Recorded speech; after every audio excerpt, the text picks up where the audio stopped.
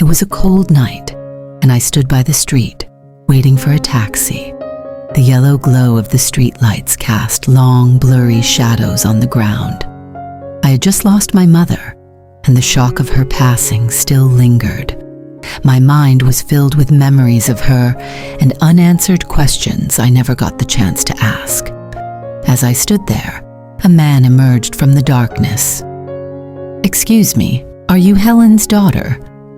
A man in his early 50s, neatly dressed but with a tired look in his eyes, was standing a few steps away. "Yes. Who are you?" The man hesitated, as if searching for the right words. Then, from the inside pocket of his long coat, he pulled out a small, worn box and extended it toward me. "This is for you, from your mother." I took the box. Its old, weathered appearance suggested it had been hidden for years. "What is this? When did my mother give it to you? How do you even know who I am?" He sighed deeply. "I've waited years for this moment. There's something you need to know, but your mother wanted me to wait until she was gone." My heart began to race. Who was this man? Why was he speaking in riddles? "What's your name?" "It doesn't matter," he said after a pause. "What you need to know is inside this box. Open it." Before I could say anything else, the man stepped back, gave me a small wave, and walked toward a taxi parked nearby. He got in silently, and before I could react, the car drove off into the night, disappearing into the darkness. When I got home, my hands were trembling as I opened the box. Inside, there was a journal and several photographs. The photographs were of my mother and the man I had just met.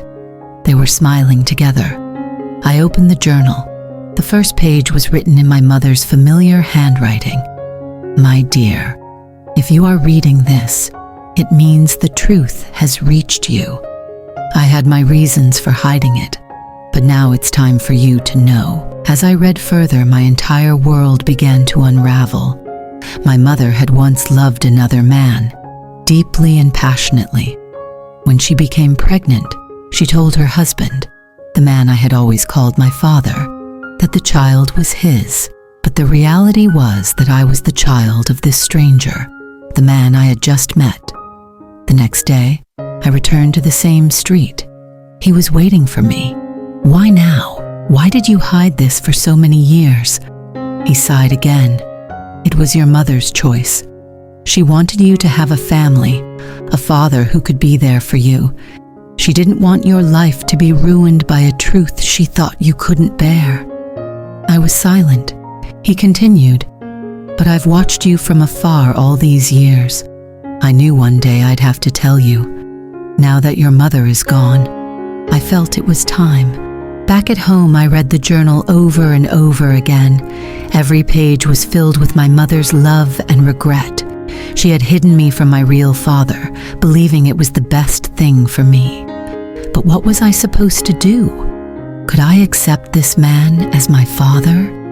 A few weeks later, I met with him again. I looked him in the eyes and said, "I appreciate you telling me the truth, but the man who raised me, who gave me all his love, is the only father I've ever known. Maybe you're my biological father, but to me, he will always be my real dad." His face was filled with sadness, but he didn't argue. He simply nodded and walked away. I decided to keep the truth a secret forever. I couldn't break the heart of the man who had raised me like his own daughter. Some truths are better left untold. I looked at the journal one last time and whispered, "Mom, you had a big secret, but some secrets should always remain buried, never to be revealed. I just wish you hadn't ruined the memory of you that I cherish so much."